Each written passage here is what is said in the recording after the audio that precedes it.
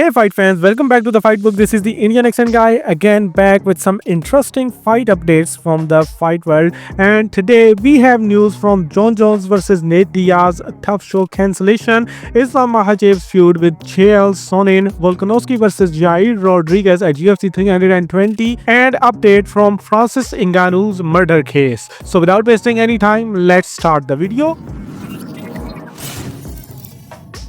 Let's start it from Jon Jones versus Nate Diaz, a reality show in Russia, which is a copy of The Ultimate Fighter. On the very first day, chaos ensued on that reality show and Nate Diaz exits following that crazy brawl. Jon Jones, who is the team captain on the Russian Tough spin-off filming in Thailand, revealed that Nate Diaz got into it with one of his fighters on the very first day.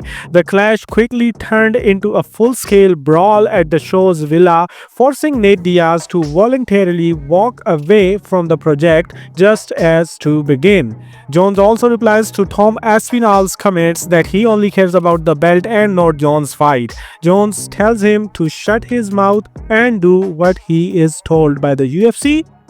Anyway, instead of Islam Makhachev versus Della Maddalena feud, we got Islam versus Chael Sonnen war of words. Chael Sonnen says in his show that Islam Makhachev's moving up to 170 is a sight of cowardice because he was so uninterested in getting away from his undefeated contender in Ilia Topuria that he even left his belt. Islam Makhachev responds, calling Chael an average athlete who built his way to the top with cheap trash talk. Sonnen claps right back. Anyway, I also have a news that you may not like it. The undefeated featherweight Movsar Evloev confirms that he will not be the next title challenger for Alexander Volkanovski and that he will be returning at UFC Abu Dhabi on July 26th. He did not name his opponent, but it is probably Aaron Pico as their fight was in works for weeks. Movsar manager Ali Abdulaziz also confirms that Movsar is not getting the title shot even though he is clearly the rightful deserving choice.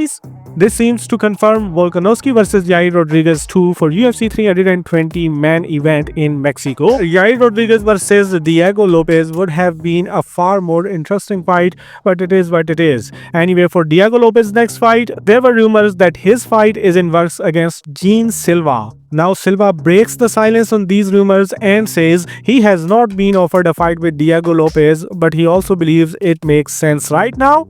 Now let's move on towards the fight announcements. Dana White almost confirmed my yesterday's report about Yang Ming Yang versus Johnny Walker headlining UFC Fight Night Shanghai on August 23rd as he posted a comment under that fight news.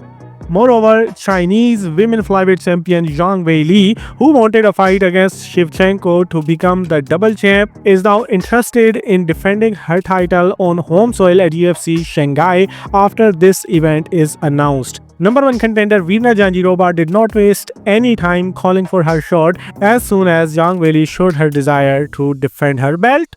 Anyway, we have a women's strawweight fight added on UFC Vegas 109 August 9th card, rumored to be headlined by Hernandez versus Dolidze. It is a ranked bout between number 8 ranked UFC strawweight Yasmin Lucendo, who will be coming back after losing to Amanda Lemos. Next fight is added on July 12th UFC Nashville card, headlined by Lewis versus Teixeira.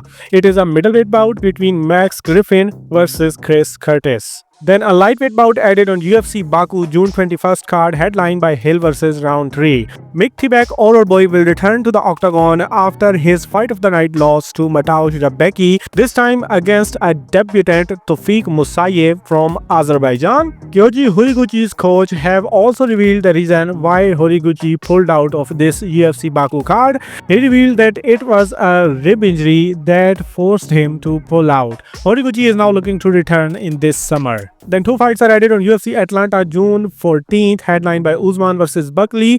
And the first one is a middleweight bout between Paul Craig versus Rodolfo Bellato. I just told you yesterday that this fight is going to be rebooked sooner than later. And now Paul Craig announced that his fight with Rodolfo Bellato has been rescheduled for UFC Atlanta. The second fight is Phil Rowe versus Ange Lusa. Then lastly, Jeremiah Wells is out of his UFC Vegas 107 fight on May 31st this weekend, and replacing him is Trevin Giles, who will now face Andreas Gustafsson this weekend. Gustafsson is riding a 3-fight win streak while Giles is on a 3-fight losing streak. And now lastly, some random updates. Mike Perry's Dirty Boxing promotion announced their Dirty Boxing 2 card for Miami, Florida on June 14th. And it will be headlined by former UFC heavyweight Jairzinho Rosenstrike, and the co-headliner will be Alex Caceres. Caceres' announcement was interesting as the UFC never announced that they have released Alex Caceres. Other former UFC fighters that are on the card are Alex Nicholson, Jessica Rose Clark, Phil Haas, Francisco Trinaldo, Luis Saldana, and Boston Salmon. UFC veteran Kevin Lee has inked a multi-fight contract to join the roster at PFL. BKFC Ice Wars announced that former UFC middleweight Ian Heinrich will be the new president of the promotion. Ian will join the BKFC Ice War booth on June 14th as the lead commentator. Then Glory Kickboxing announced that Glory 100 will now be one big major event on June 14th instead of 2 nights event. The card will be live on Diaz in the pay-per-view, including 20 fights total, 4 world title fights and 4 tournaments. Arman Sarukian is down to fight Paddy Pimblett next, as he thinks Paddy has a big name in UK and it would help him to get more fans in the UK. Then Jose Aldo says this time his retirement is permanent and there is no fight that could convince him to return to the UFC. Lastly, update from Francis Ngannou's fatal bike crash. A Yaoundé court has ruled that the female victim died due to medical error and not Ngannou's crash. A serious medical error was made while taking care of Miss Sama Manuela in hospital, including an overdose of anesthesia which resulted her death. And that's all in this video, because now you are again completely up to date with the fight world. If you like this video, share your thoughts in the comment section and then do whatever you want.